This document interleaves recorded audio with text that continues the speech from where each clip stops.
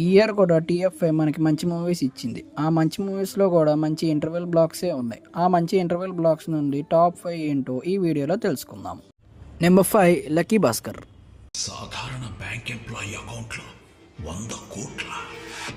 ఈ సీన్ థియేటర్లో చూసినప్పుడు నా రియాక్షన్ అయితే ఇది.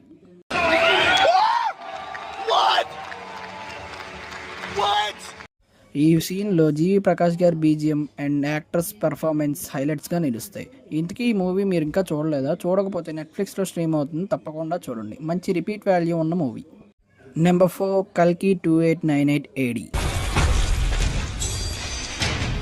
ఈ సీన్లో ప్రభాస్ గారి క్యారెక్టర్ ఏంటో మనకి చిన్న క్లూ ఇచ్చారు డైరెక్టర్ గారు. అండ్ ఈ సీన్తో పాటు ప్యారలల్గా వచ్చే దీపికా గారి సీన్ అండ్ అమితాబ్ బచ్చన్ గారి సీన్ కూడా బాగుంటాయి. ఈ సినిమా చాలామంది చూస్తుంటారు, ఇంకా చూడకపోతే అమెజాన్ ప్రైమ్లో ఉంది, వెంటనే చూసేయండి.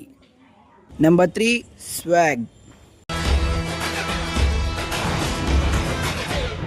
ఈ సీన్లో శ్రీ విష్ణు గారు ప్లే చేసిన 4 క్యారెక్టర్స్ కాకుండా 5th క్యారెక్టర్ గురించి అయితే రివీల్ చేస్తారు. అండ్ వివేక సాగర్ గారి బీజిఎం అయితే బాగుంటుంది. అండ్ బూత్ లైన్స్ సాంస్క్రిట్ లైన్స్తో ఉన్న బీజిఎం అయితే ఎక్స్ట్రాడినరీగా ఉంటుంది ఈ సీన్లో.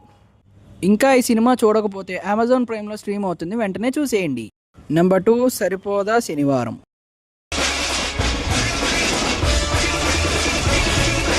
ఈ సీన్ని డైరెక్టర్ గారు చాలా తెలివిగా యూస్ చేశారు. మనందరికీ తెలిసిందే ఈ సీన్ క్లైమాక్స్లో వస్తుంది, బట్ ఈ సీన్ని ఇంటర్వెల్కి కూడా యూస్ చేశారు. అండ్ ఎస్జే సూర్య గారి డైలాగ్లో కూడా కొంచెం డిఫరెంట్ ఉంటుంది. అండ్ జేఎక్స్ విజయ్ గారి బీజం అయితే మాస్, మెంటల్ మాస్. అంతే ఈ సినిమా నెట్ఫ్లిక్స్లో స్ట్రీమ్ అవుతుంది. నెంబర్ 1 దేవరా.